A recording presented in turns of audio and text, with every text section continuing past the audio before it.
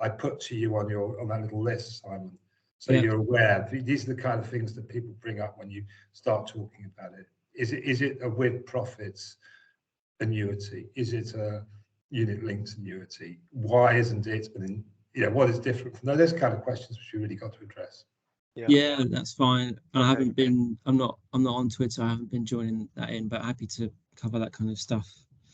Excellent. I'll be your Twitter emissary. I'll start admitting people, Henry, and then I've started the recording.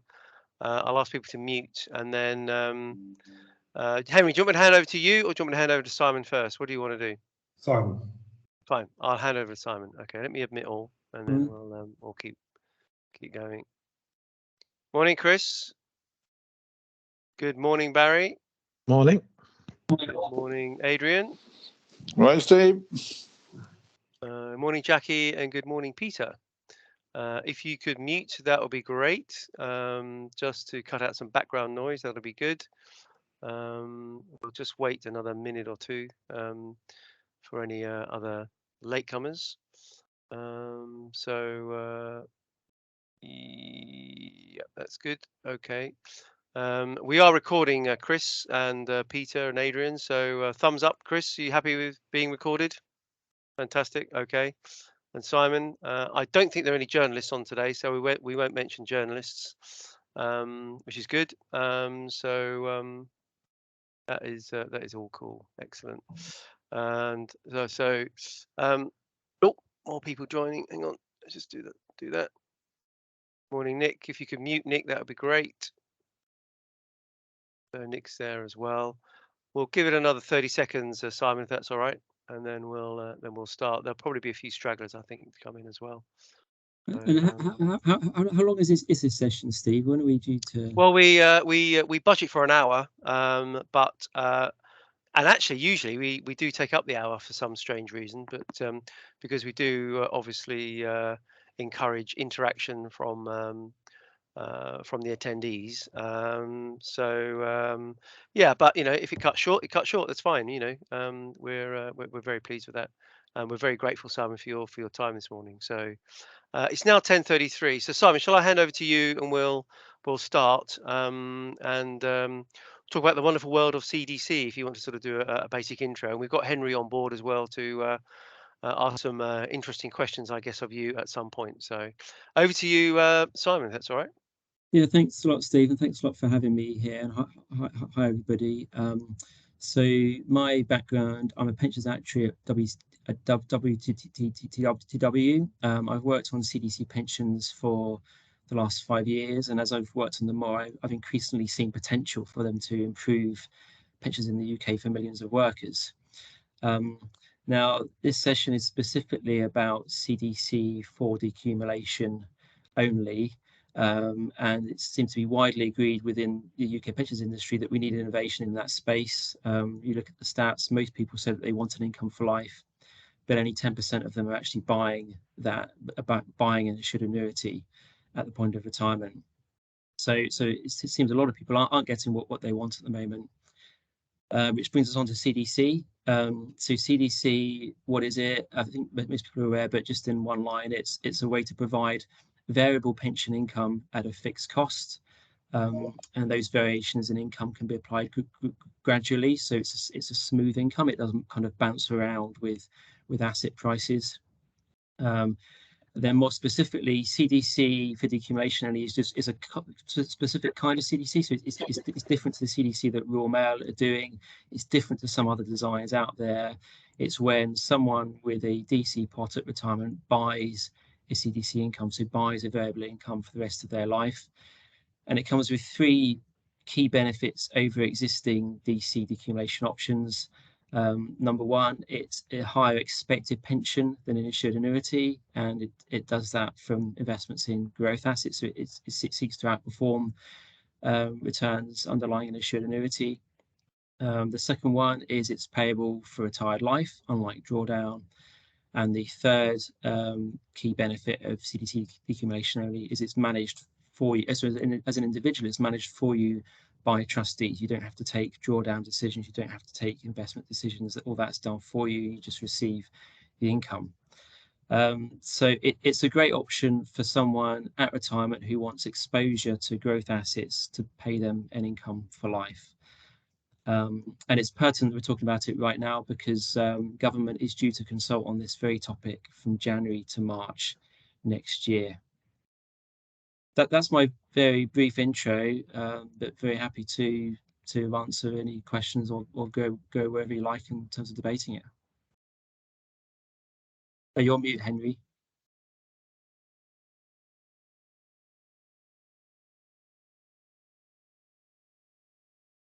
Henry, you're on mute. I'm off mute. Okay, so thank you very much for that. Sorry for being on mute, and thanks for a very short introduction because it allows us to really get to the grist of this. There's been a lot of discussion since your debate with John Ralph, which is now a couple of weeks ago, on the merits of this. And at that debate, as I remember, you managed to convince quite a substantial proportion of the people in the audience who were sceptical that CDC had a future as decumulation. And in that conversation that you had with the audience, you mentioned a couple of times, and I've seen you do this on your blogs too, but you see CDC as a product, which is quite a different word from a scheme. Could you explain what you mean by CDC as a product? Yeah, I guess so. With a scheme, I tend to think of that as an employer providing this to their workforce as their pension provision, whereas as a product, I see it as an option that an individual can choose. So take someone with a DC pot at retirement. At the moment on the form, they've got 3 options: insured annuity, drawdown, or cash. This would be a 4th box on the form. Buy CDC income for life. Okay, so effectively it's another investment pathway, and to use the FCA's terminology, or possibly another retirement option if you're operating an occupational scheme, especially a commercial one. Yeah. Not a scheme in itself, but a product which people can purchase with the proceeds they're saving. Would that be a fair characterization? Yes, and I think that's a good way to do it because I think although it's got great attributes and could be a great way to provide pensions to a lot of people in the UK. It's not necessarily the right thing for everyone. If your DC pot at retirement is £10,000, it's probably not the right thing. You probably want to draw that down, take it at the right time. Or if you're lucky enough to have a £500,000 DC pot, you might want to mix and match a bit. Certainly take some as tax-free cash, maybe keep some for drawdown, maybe get some CDC income, or if you want to pay for the guarantee, you might want to get insured annuity. So I see it it's best as an option rather than as something that a whole workforce would necessarily get as a default at retirement. Okay, and you mentioned trustees just now, and clearly you come from a trust background with your history working for Willis Towers Watson. There's some confusion out there as to whether or not this is actually a trust-based product, or whether it's something which is managed within a fund. So you would basically have a management board running the funds. Do you see it as being one or another, or is it potentially both? Yeah, it's a point you've raised before, Henry, and I guess that kind of the path I've been on, as you say, my background is with trusts, and through trust law, we've got the legislation in for Royal Mail's version of CDC, and government is saying that they want to look at allowing master trust or multi-employer CDC through trusts. So that's kind of the path I see that we're on in the UK. So that's been the way I've thought of this. But because I come from that side of the industry, I don't know about FCA regulated products, insurance products. So I couldn't tell you whether it works or doesn't work on the other side. But from talking to people, obviously another option people have in DC decumulation is drawdown, and you can do that through a trust or through a contract-based arrangement, I believe. So there's 2 ways of doing that. Possibly that could be a future we have here for CDC decumulation in the UK. Maybe it could be done both ways. Okay, I know we have people on the call who have a great deal of interest in this. We've got Adrian and Paul Todd at Nest, and I can see a lot of people who've actually involved in this from a product design point of view, thinking about how this would actually be constituted and delivered. And it'd be really interesting to know whether we need to have this approved under the pension regulators guidance and using the DWP regs, or whether this is something that could be approved under the FCA's funding regs, the issues such as whether or not it's a permitted link, for instance. It sounds from what you're saying, but most of your thinking on this has been around the DWP TPR regs rather than what's going on in FCA land in terms of what could be permitted there. Would that be a fair estimation, or have you started looking at the FCA side as well? I haven't started looking at the FCA side. I mean, it's a lot of work to progress this on the trust side. So I mean, part of the reason I agreed to do this call is I thought it's a way to explore. I thought I'd come away from it having learned more about the FCA side. So really happy to debate that. Well, I hopefully one or two of the eminent people on this call will be able to chip in from time to time on that question. We had a session earlier in the year from Mark Johnson of Just, who saw this as very much an FCA regulated solution which could be provided under permitted links, and he'd actually gone as far as speaking to Deloitte, so it sort of suggested that it could be done without reference to the TPR regs. So I put that out there as a matter of discussion to people.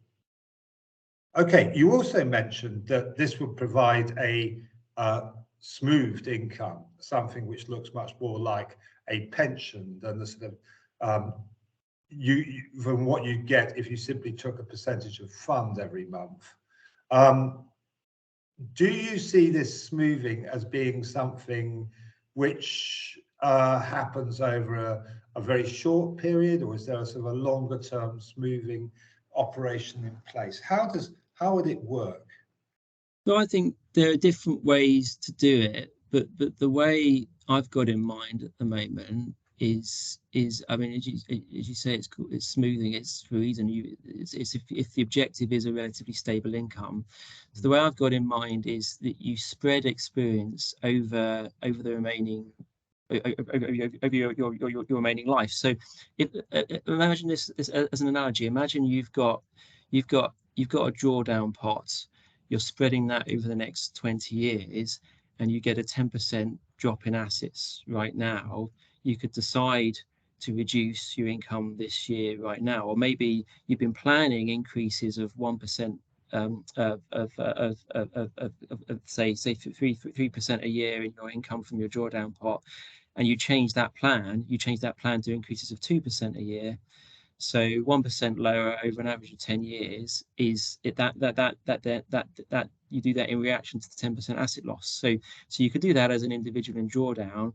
The way I see CDC decumulation working is exactly the same, just on a collective scale. So if you've got thousands of members in the vehicle, and the average term from now to point of payment of pension is 10 years, then you kind of spread over that period. So again, a 10% asset loss would mean a 1% lower increase this year for everyone, and a planned 1% lower increase in future years for everyone. But of course, you assess it again, and if markets recover in a year's time, you don't have to give a lower increase in a year's time. So that's what I mean by smoothing. Okay, well, perhaps my next question, and I'm conscious of the fact that there will be lots and lots of debate internally and externally about this, is how do you price this? If I came to you with £100,000 tomorrow, Simon, and I was a 61-year-old, as I happily am now, and I said I'm in reasonably good health, what price would I get for my 100,000 in terms of an initial income? So this has to be fair. You have to get an income which is fair for what you're paying, and because this is a collective fund, the money needs to be distributed as income to thousands of people in a fair way. And to me, the fairest way is to price on a best estimate. So you'd have an asset strategy which is fixed. So it would vary under my design. It would vary as people get older. It would have low risk assets as people get older, but that investment strategy is fixed. So at the point of purchase, so Henry, you say you're 61, the strategy might be that all the money's in growth assets until, say, you're 65, and then gradually reduce risk as you get older and become elderly. And the pricing would be based on a best estimate of the returns on that strategy. So if, for example, you believe that growth assets on average will return 4% above gilts, then the price would be based on that while the vehicle is investing in growth assets. So let's say that it was 4% above gilts, and gilts are 4% at the moment. Would I be expecting an 8% income initially, or is it not as simple as that? So this is the actuarial bit, because the pricing, so in fact the actuary would work out a factor. So the actuary would have assumptions for mortality. So you could equate that to a life expectancy, but a mortality table, and assumed future returns, and do various sums. And the result of the sums might be, for example, I think for each £1 per annum of income with target increases of CPI, say, it's going to cost £15 now, and then that is the price. So your £100,000 pot is divided by 15, and the income, does that work out at £6,700 a year or something? The income is worked out in that way, and you'd be paid that income in the first year, but in the second year, maybe you've got a target CPI increase, but the actual increase will vary depending on how the assets have done and how actual assumptions have changed over that time. But behind all this, I sense, regardless of the fact that you build the asset allocation to the fund based on the demographics of the people in it, and you have a notional allocation to growth and notional allocation on an individual basis to bonds or whatever you use to hedge, you actually end up with something which looks like a 60-40 fund or 80-20 or whatever it is. Yeah, and then on that, you're going to calculate a target return on that fund. Would that be the way it works? Exactly that. Yeah, you have. Well, I wouldn't quite call it a target return. You have an expected return. You have an estimate of returns. You use that in pricing. That gives you the income that you give initially.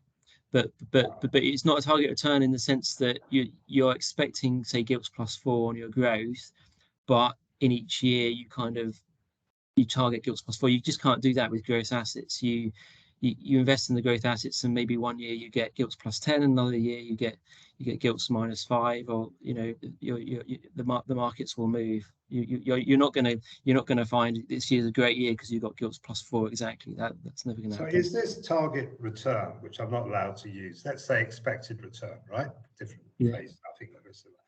Is that something which you would see as being constant? You would like that to be Con Keating uses this CAR, this contractual accrual rate. He says the CAR might be 6% or 7% or whatever. That's basically what you're expecting your return to be on your assets overall. Yeah, is that too oversimplifying things? Can we do things in such a way that we can explain to people we expect to get this return, and if we don't, we may have to adjust down, and if we do, we may adjust up or whatever? Can we be that simple? I think so. I mean, so I've engaged with Con on the CAR approach, and I think his approach, it's a bit different to what I'm suggesting here. But I think the basic message to the individual is if you buy this, you get this income with these target increases, but they will vary depending on how assets do. And you don't. I mean, you would publish the actual assumptions, I think. So you would say we're basing it on these assumed returns. But I think most individuals, they wouldn't want to go into that level of detail. They'd be happy. What you absolutely have to explain is there's no guarantee here, and the income is variable depending on how the assets do and on how actual assumptions change. But I think most people aren't going to want to read, okay, so you're assuming growth returns of this and corporate bond returns of this and life expectancy of this, for example. That's just too much detail for most people, I would think. Okay, well, one of the things that came back out of this Twitter conversation was Steve Groves saying, well, if I went into one of these things, I'd like to know whether I was buying in at a point where the income was actually in jeopardy of going down, or whether I was coming into it at a point where you were actually doing rather better than you expected. Would that kind of disclosure be possible, so that for the ordinary person, they could know that the fund was more or less on target for doing what you want it to do, or below target or above target? Is that reasonable for an individual to expect? Bearing in mind it's their money. Yeah, yes, I think you absolutely have to do that. So each year you would work out what the increase or reduction in each person's CDC income is, and you would need to tell them what that is in advance of applying it, and at least a brief explanation of why. So it might be, you've read in the press it's been a terrible time in the markets, and your money's been in growth assets, and this has affected us just in the way it's affected other institutions, and it means we're going to have to give you a lower increase this year, but as you know, we'll assess it again next year, and we'll see how things do going forwards. Okay, and going back, one of the other things that was coming out was, we don't trust you actuaries to tell us it like it is. We would like to know exactly what the promises are out there, and we'd like those promises to be discounted back using a rate of return which isn't fiddleable. Really hard word to say. Yeah, and so they were saying, you can't just use this, made up number, your expected rate of return. You've got to use something hard, like AA bonds or something like that. And I mean, that's not my view, but that was the view being put out there by the more skeptical members of the society of Twitter. What do you feel about this? Are you going to be judged by bonds +2 or something like that? Are you prepared to do that, or would you like to use the measurement of this based on the actual return that you've come up with? I don't see how this would work with bonds. To me, that would seem really arbitrary, because you'd be saying, well, we're investing in one way, but we'll tell you what happens if we get returns as if we're investing another way. That doesn't make a lot of sense to me. But I get the point about trust. I mean, an individual who buys this is putting their money in the collective fund and is being run by the trustees with advice from their actuary. So the price they buy into is set by the trustees with advice by the actuary, and then as they're in retirement and the income is changing, that's the same mechanism. That's based on views of trustees on the advice of the actuary. And so people have to trust that, but I mean, that's what trustees are for. The clue's in the name. Okay, so let me again put it to you. There's 3 schemes out there: Scheme A, B, and C. Scheme A has got a target return of 6%, Scheme B 7%, Scheme C 8%. And Scheme C is the one that everyone goes for because it's offering an initial income which is higher than B and A. Yeah. How do you stop that kind of thing happening? Because clearly you're just basically gathering money on the basis of a very aggressive, or I think heroic, assumption. So this is one of the big challenges of the new regulations. So this is exactly what I expect DWP to consult on at the start of next year. I think there has to be a way for individuals to compare the options in the market in an unbiased way. So if there are 2 products and they have the same investment strategy, but one gives a higher income because of more optimistic assumptions, that the member needs to understand that that's the difference. There's not really a difference in ultimately in how their money is going to be invested and what they're expected to be paid ultimately. So you need a way to compare that, and I think, and this is an added dimension, because at the moment, if someone is buying an insured annuity, you compare across the market, and you see what the difference in income is, and usually you go with the highest income, and you don't have to compare risk, do you? Because it's the insurance regime, it's extremely low risk, and most people wouldn't kind of delve into, well, is Aviva less risky than LNG, that sort of thing.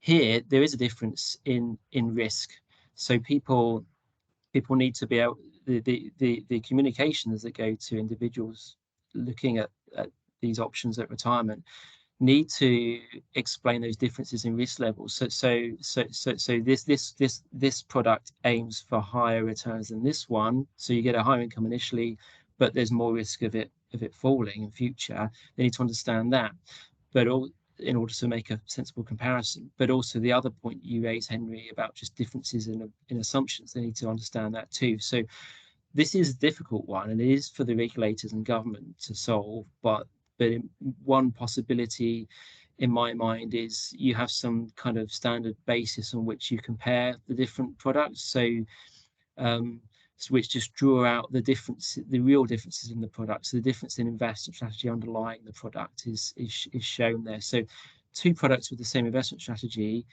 what they would see is maybe expected income over their lifespans, and it's the same, but one gives a higher income initially in the pricing, but when you compare it on a standard basis, they're the same. So the individual knows, okay, this one is higher income, but just because it's more optimistic. So it doesn't necessarily mean it will give higher income, and in fact it could be lower in future if they're more optimistic assumptions aren't borne out. It's that kind of thing. But as I say, more work needs to be done on this. I think this is probably the #1 challenge for the regulators in this area. I think another challenge to the regulators, this is one with I've thought of simply because I've been doing this job for so long, is the distribution of this product. We know from the open market annuity purchasing that the smart people, the top 10–15%, do use open market, do make use informed choice type architecture, and they take advice. We know that they do all those things. And we also know that the bottom 80% of people don't. Yeah? They tend to go with what they're suggested is best for them via some kind of strong nudge. And that strong nudge, typically in auto-enrollment, has become the default. So we have default contribution, default accumulation, but what we don't have is a default decumulation strategy. Yeah. If it were a default decumulation strategy, I think we would move from a situation where individuals were choosing to a situation where fiduciaries, trustees, or IGCs or GAs or product providers were making the choice of what was the best CDC option, which was sitting at the back end of the products. And in fact, they might even want to make that CDC option the standard route for people who don't want to take a decision, the pre-packaged pension option. Yeah. How, in your head, you're in a DC scheme yourself, I think you told me, yeah?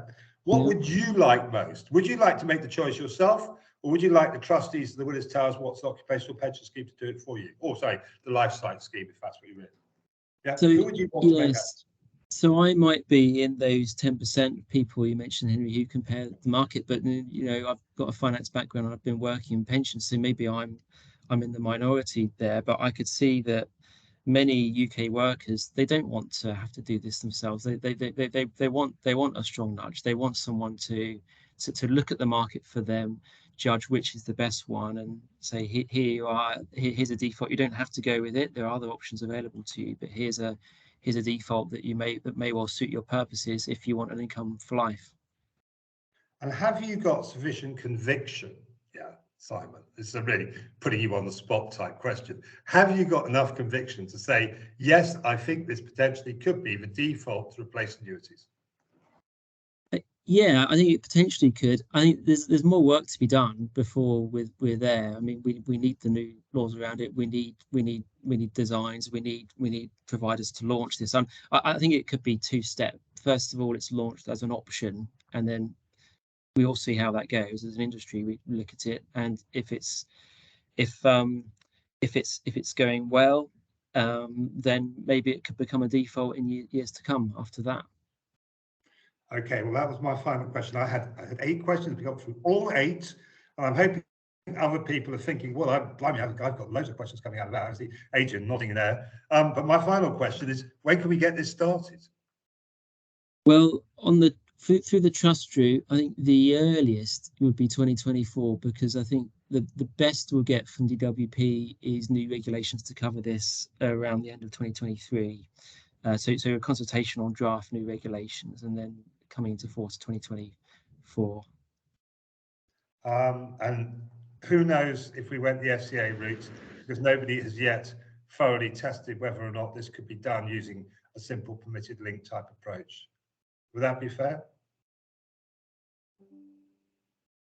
That's a question to others, is it, Henry? That's it's a kind of question to myself, to you, to anyone. Yeah, this is a bit I don't know about. Okay, well, I mean, that concludes, if you like, the sort of Q&A bit.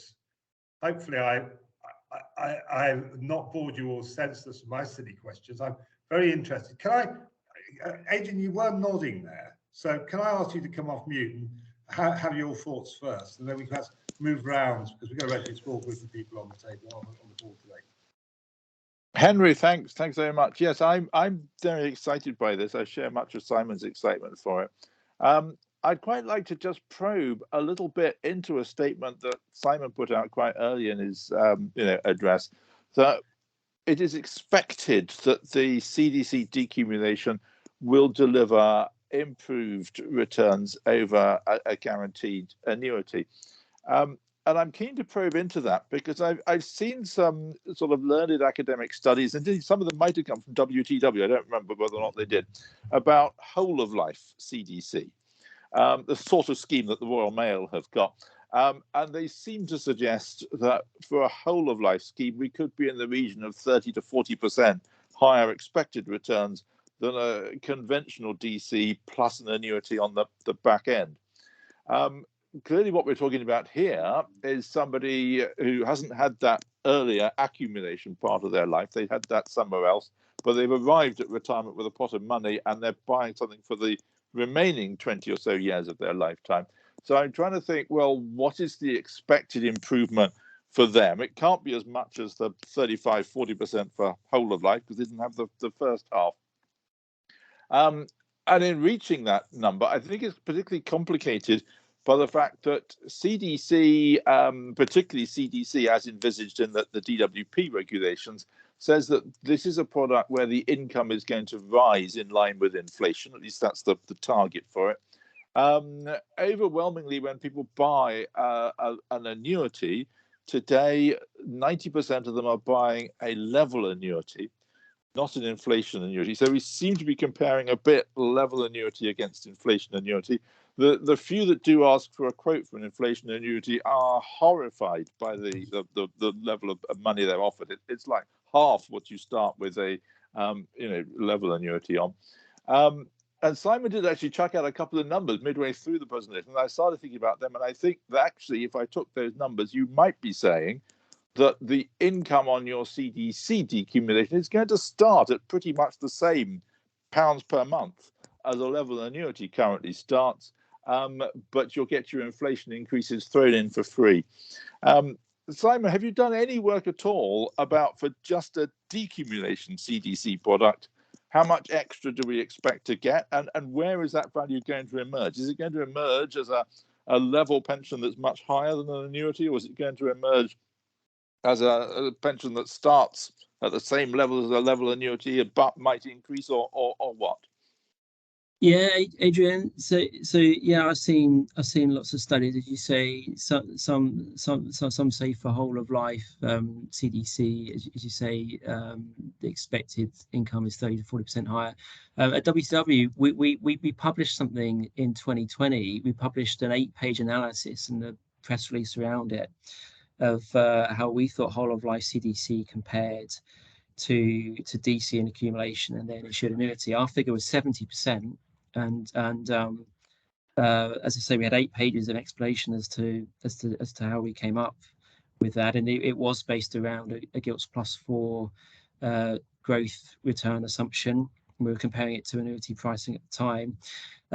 Also, in the details of the document, so not in the headline, we said of that 70%, 50% is in decumulation, and the rest is in accumulation, because we were comparing with DC in accumulation, largely invested in growth assets with only a bit of de-risking in the 10 years or so up to buying the insured annuity. So most of the difference was in decumulation. So that's why it's as high as 50% difference for us. And the figures we're getting, Adrian, are similar to the ones you mentioned. So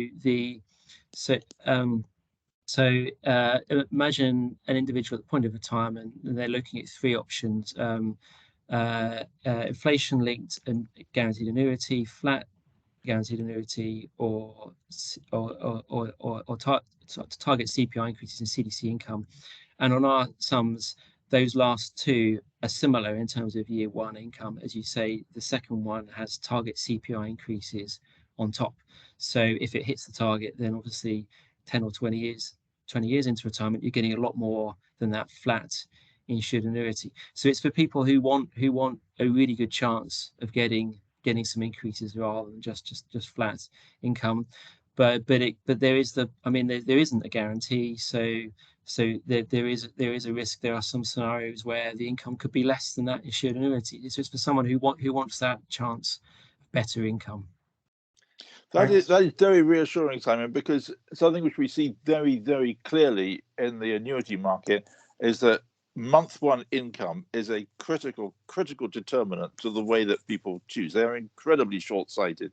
So I think if somebody went to market with a CDC product that said, we begin month one income at, let's say, 20% below a level annuity, but we confidently expect that, inflation's 10% at the moment, you're soon going to be catching up and going ahead, I think people would choose the level annuity because the month one number is higher.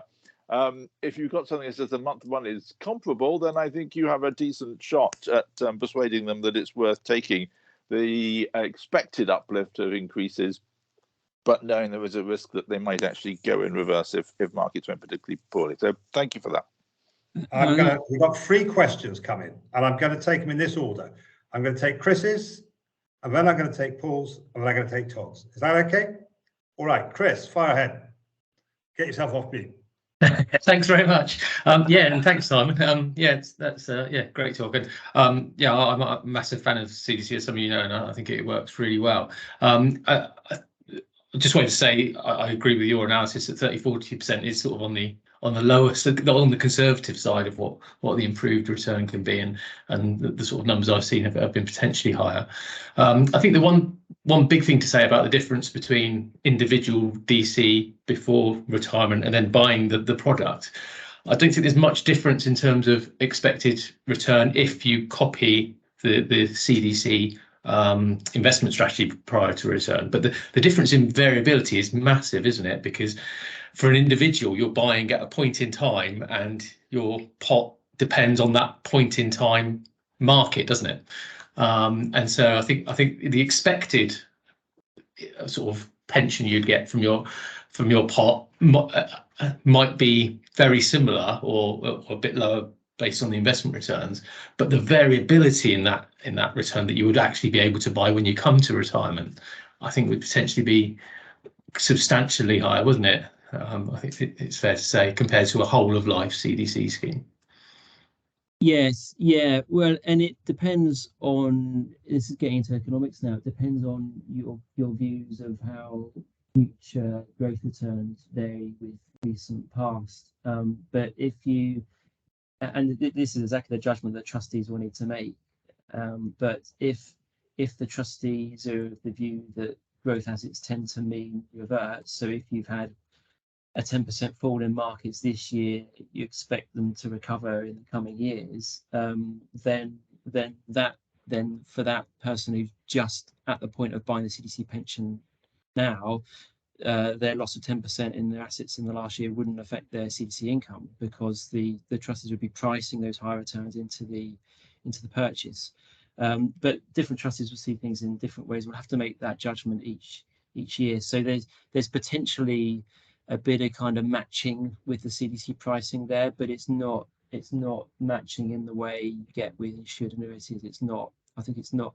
The insured annuities, the price, I was going to say the price seems to be pretty stable versus gilts, but we've seen this year it hasn't been. I think the price went down from about gilts -0.5 to about gilts -1 with individual insured annuities. So for someone who was holding gilts and hoping to buy insured annuity, they would have seen a worse income. They're buying one right now. Yeah, that makes sense.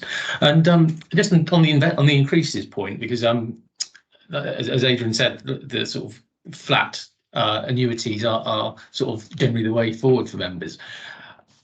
the problem with, well, not, I said problem, and I've immediately jumped to that word, with the CDC, because the increases aren't guaranteed and sort of can be variable. Any variable downwards on a flat CDC pension, and it's a reduction in the pension. I just wondered if I've heard you say before that's not CDC not working. That's just a feature of how it works, and members would be getting a much higher pension because of that variability. Do you see a time when people would like that variability and would accept small drops in their pensions for the much higher initial pension they would get for that? Perhaps it's something, if I was at retirement DC pot, it is something I'd consider. If there was a CDC flat option, I'd consider that. But there does seem to be, I think a cut, even if a small cut, is psychologically very different to a small increase.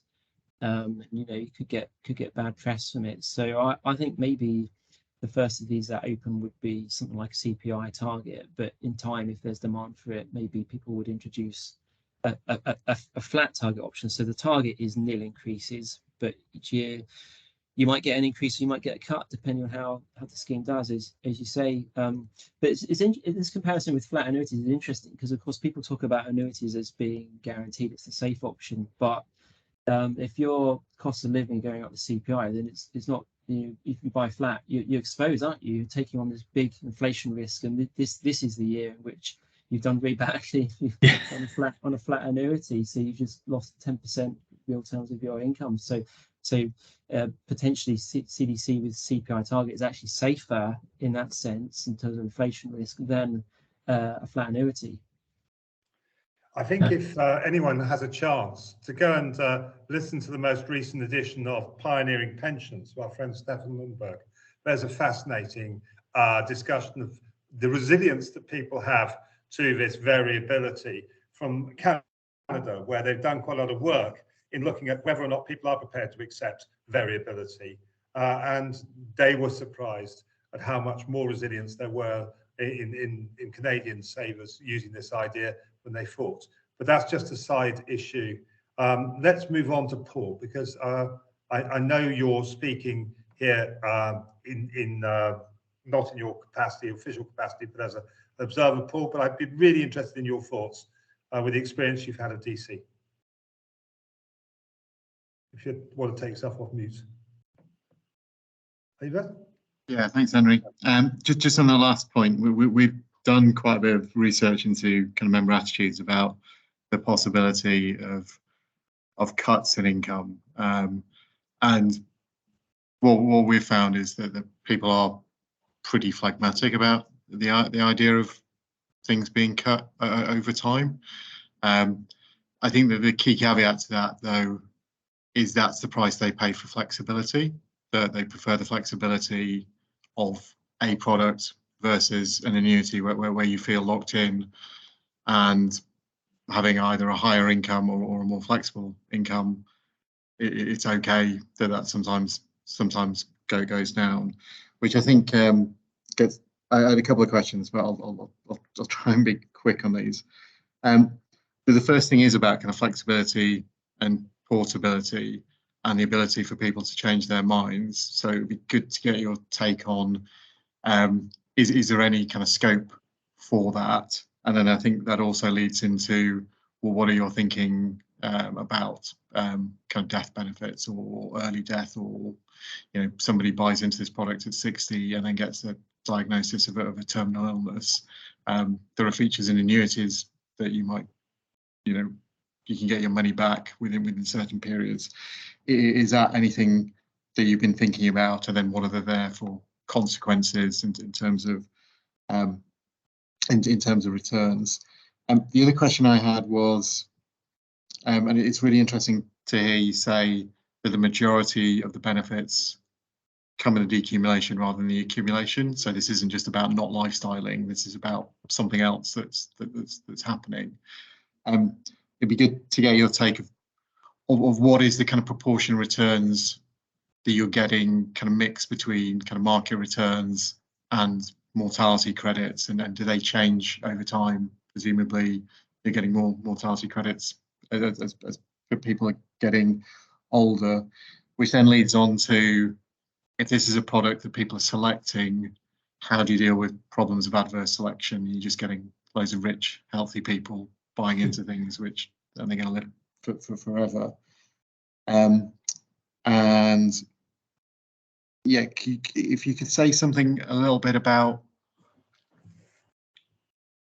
is there anything analogous to kind of a with profits product in terms of market returns? So is there an element, so there's clearly mortality pooling going on in here, but is there a market return pooling in the sense that you could be the unlucky cohort who are buying in when markets are at the top, and but you were protected because the trustee or some board is reserving the good times to pay out in the kind of poorer times?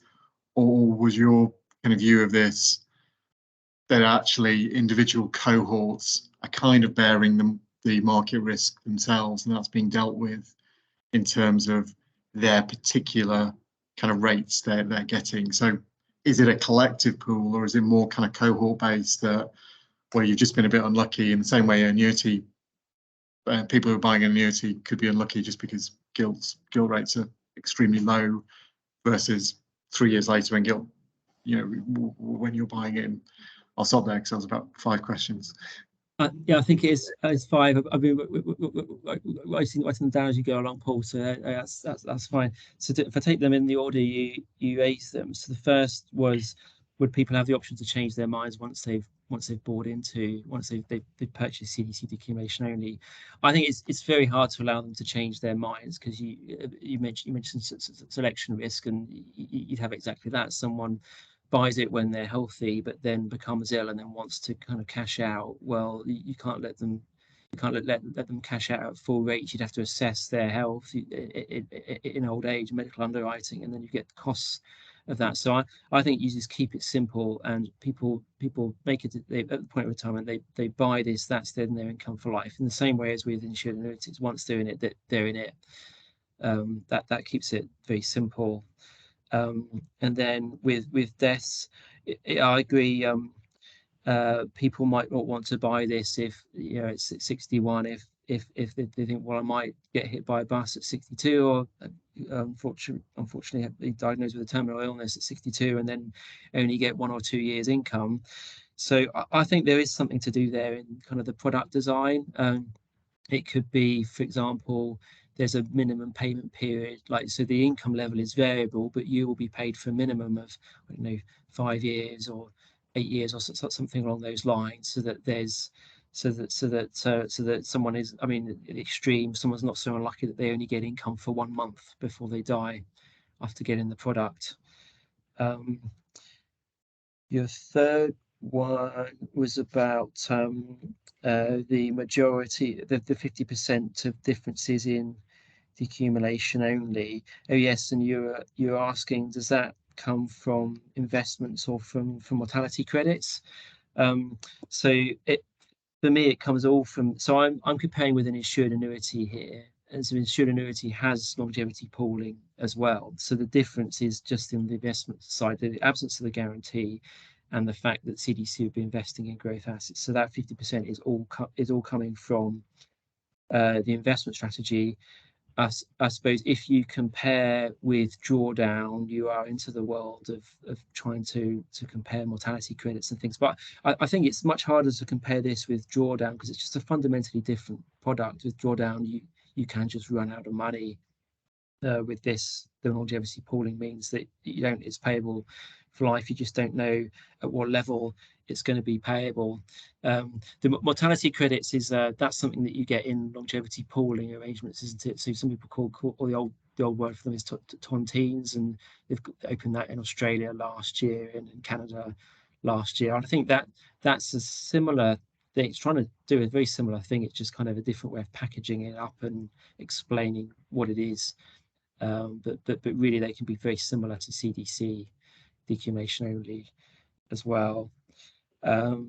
Question 4 was on selection risk. So do you just get very healthy people buying this? And I think you would need some assessment of health at retirement. I mean, you already have that with insured annuity purchases. I think you would take that model and apply it here to CDC income purchases. Although interestingly, Simon, that's not what they've done in Australia, and it's not what the Canadians expect to do, because they see take up as being much higher if you keep the product simple. And they're saying if you want to go into a more sophisticated environment, that's your choice. This is a very plain vanilla product. So that's quite an interesting product design question, which sort of touches on people's, the way that people buy. Yeah, so and I suppose if you're retiring and you're unfortunate enough to be in ill health, then you probably wouldn't buy this anyway. You would you might think, I've only got a few years left, I'm just going to draw down. So you do end up with a pool of people who are healthy at the point of retirement, or thought they were healthy. But that's another way of doing it, and it saves the costs of medical underwriting. It's certainly a product design point to consider. Sorry, I stopped you in the middle of your flow. Yeah, I think I got through the first four, and then Paul's question number 5 was the comparison with profits. Actually, I can't read my writing here, Paul. Would you mind repeating the question? Yeah, I was just trying to understand. Is there a collective sharing of market risk? So it doesn't really matter when you enter the product in terms of kind of market returns, or is it very cohort based in the same way as it would be potentially with mortality risk or gilt yield risk? So I think there are different ways you could do this, and it's another product design decision. But the way I favour is that is the investment strategy I talked about earlier, with starting off with growth assets and then reducing risk as people get older. And the reason for that is that kind of their own risk exposure, so the value of their future income, that naturally becomes less sensitive to future increases as they get older. A 90-year-old, maybe life expectancy is only 5 years. They've only got that limited exposure to future increases in income. So you set the investment strategy to broadly match that risk of future income. And if you do that, then although this is a collective pool, the money's being invested collectively, when you look at the risk to each individual of the value of their future income, it matches in terms of the investment risk, it matches the investment risk they would be exposed to if they were just holding this money in their own drawdown pot. So in that case, if you design it like that, then you aren't really pooling investment risk, in that you're not taking it from one cohort of pensioners and giving money to another cohort of pensioners when investments move in a particular way. The main thing you're doing is pooling longevity here and managing the income for each individual. But that's the design I favour. But I'm not saying it can't be done any other way. Maybe other people have other designs that they favour. Michael, would you like to ask your question as Michael Bromwich? I'll take yourself off mute. I think I'm with you, aren't I? Can Yes, you hear me? Oh, we can hear you, Michael. Yep. Good. I'm not sure you want to. Right, you have to bear with me. I got builders in, which I think is actually worse than having COVID. But yes, 2 questions really. One is, you said that you're going to use best estimates. Now, do you see the regulator not being rather concerned about that? And if they're not, then why won't the usual DB pension scheme say, well, why shouldn't we use best estimates? That's one question. The other question is, aren't you going to be very constrained, at least to begin with, in terms of liquidity? That is, you've got to pay, you've got to pay people straight away. How can you ensure you have the money to do that? That's the other question. Yeah, thanks, Michael. So on your first one on best estimates, so this is how the current CDC legislation that we've got for single or connected employers, the one that Royal Mail are using, that works on best estimates as well, and the regulator are regulating that, and they have a code of practice on that, and that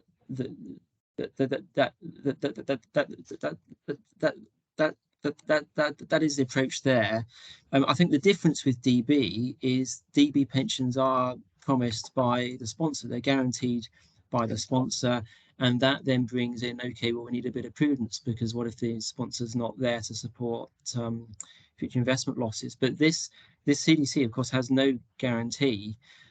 So you don't need prudence. You can do it on a best estimate basis, and in fact, I would say best estimate is the fairest way to do it. So I think the regulator would be on board with that, because they are with the initial CDC that we've got already. And then question 2 about liquidity constraints. So yeah, the way I see it, when this vehicle is new, hopefully you get a lot of interest, and you get hundreds of people want to purchase one in its first year. So they're paying cash into the vehicle. You'd want to invest in as much of it in growth assets as early as you can, but you need to hold some back as cash, because you do need to make those initial income payments. So you find the right balance. I don't know whether it's 95% invested and 5% in cash in that first year, that sort of thing. Okay. Can I move on to James, because we're moving fast towards the end of this seminar, and I know you've got a question, James. Yeah, thanks, Henry. Yeah, a couple of comments first. I think Paul's, if you do buy at the top of the market, personally, I think you've probably done well in your DC scheme anyway. And then if the CDC scheme does do badly, then yeah, I'd expect that your CDC pension would have to suffer. There couldn't be any sort of smoothing and sharing how other people have done before to pay for your losses.